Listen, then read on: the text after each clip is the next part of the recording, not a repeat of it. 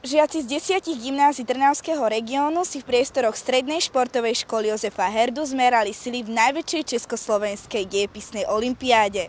Hovorí sa, že kto si neváži históriu, nemá nárok na budúcnosť a ja si myslím, že Slováci majú veľké resty v poznaní vlastnej histórie.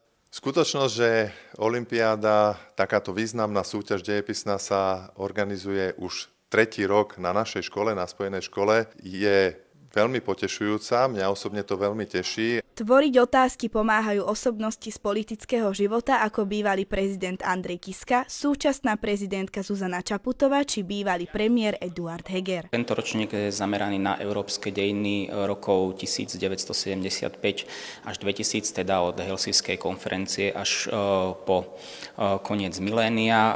Každý rok tejto dejepisnej olympiády je samozrejme zameraný na niečo iné. Zvíťazili študenti z gymnázia Ladislava Novomestského v Senici. Trnavčania zo spojenej školy Jozefa Herdu skončili 3. Bolo to ľahké, čakal som, že veľmi pohoríme, ale dalo sa to aj vylučovacou metodou, bolo to také v podstate všeobecné znalosti.